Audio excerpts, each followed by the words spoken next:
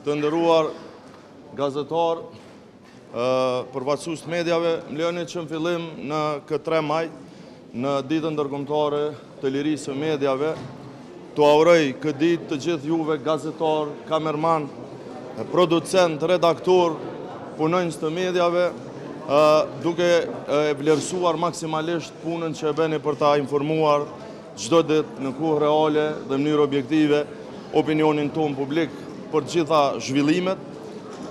Megjithse nuk është ndonjë ditë shumë festive për shkak të raportit nga organizata Reporterët pa kufi që e morëm dje, e i cili e vendos Kosovën në vendin e 99 që është vlerësimi më i keq që kemi marrë ndonjëherë si vend, e vlerësimi më i keq për cilin do shtet në rajonin tonë në Ballkanin Perëndimor, por më lejoni t'ju them që kjo në asnjë mënyrë nuk duhet shihet si reflektim i punës suaj, por në fakt është një akt akuzë për këtë qeveri, e cila tashmë edhe në raportet ndërkombëtare po vlerësohet si qeveri e diktatit dhe qeveri autoritare.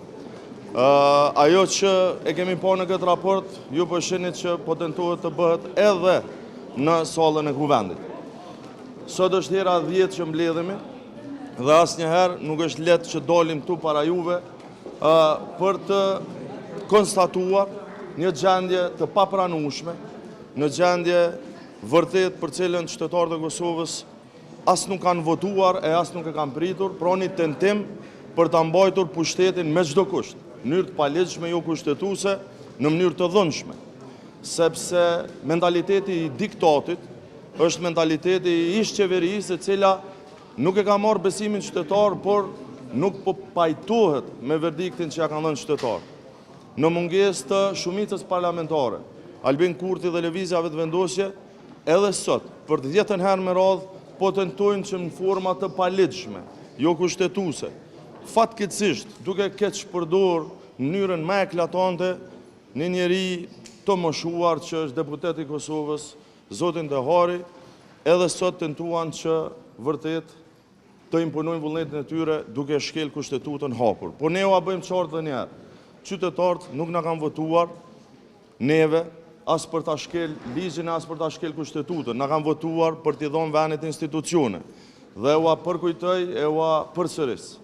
As herën e parë, as herën e 10, as herën e 100 nuk ka lënë Albulena Haxhiu, sepse nuk e meriton ky kuvend ta ketë në krye një figurë të tillë. Ne, pavarësisht sjelljeve të tyre, qëllimet dhe interesat e qytetarëve i kemi prioritet.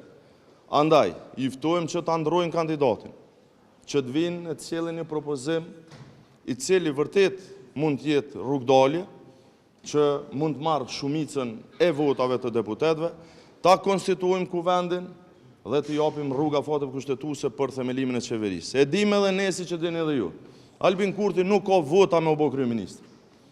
Dhe kjo është arsyeja themelore pse po e mban peng shtetin, pse po e mban peng kuvendin. Sepse për ndryshe i bie që më e rëndësishme për të është Albulena Haxhiu, se sa 966.000 votues të Republikës Kosovës që kanë dhënë verdiktin e tyre, e që verdikti i tyre është që të ketë një zgjidhje tjetër. Unë ju falenderoj edhe një herë duke u shpreh përmes juve, keqardhje të vërtet, gjithë qytetarëve të Kosovës për këtë lojë të ulët, cilën kjo parti që ka dalë para në zgjedhje që s'ka shumicë parlamentare, po vazhdon që ta luajë.